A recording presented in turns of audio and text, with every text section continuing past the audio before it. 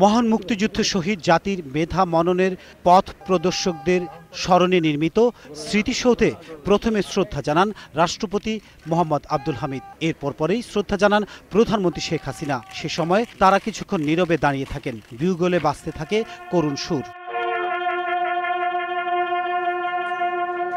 এরপর আওয়ামী লীগের সভাপতি শেখ হাসিনা দলের পক্ষ থেকে শ্রদ্ধা জানান। পরে প্রধানমন্ত্রী চলে আসেন ধানমন্ডি ৩২-এ বঙ্গবন্ধু ভবনের সামনে বঙ্গবন্ধুর প্রতিকৃতিতে শ্রদ্ধা জানান। আওয়ামী লীগের পক্ষ থেকেও শ্রদ্ধা জানানো হয় হাজার বছরের শ্রেষ্ঠ বাঙালিকে। এর আগে স্মৃতিসৌধে এবারের শহীদ বুদ্ধিজীবী দিবসকে বিশেষ তাৎপর্যবহ বলে উল্লেখ করে আওয়ামী লীগ সহ ১৪ দলের নেতারা বলেন, হত্যার অন্যতম অভিযুক্ত জামায়াত নেতা মুজাহিদের মৃত্যুদণ্ড কার্যকরে তারা সন্তুষ্ট।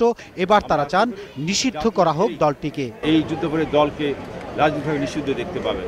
আমাদের অনুরোধ থাকবে, আপনারা আশা রাখতে পারেন শেখ হাসিনার প্রতি এই দেশকে এগিয়ে যাওয়ার জন্য, এই দেশকে কলঙ্ক মুক্ত করার জন্য, এই দেশকে অভিশাপ মুক্ত করার জন্য যা যা প্রয়োজনীয় পদক্ষেপ সবগুলোই আমাদের শেখ হাসিনা উনি করবেন। দেশবাসী অন্ততপক্ষে আশ্বস্ত হলো যে বাংলাদেশে সত্যি বিচার হয় এবং মুক্তিযুদ্ধের বিরোধিতাকারীদের ৪৪ বছর পরে হলেও এই বিচার সম্পন্ন করা।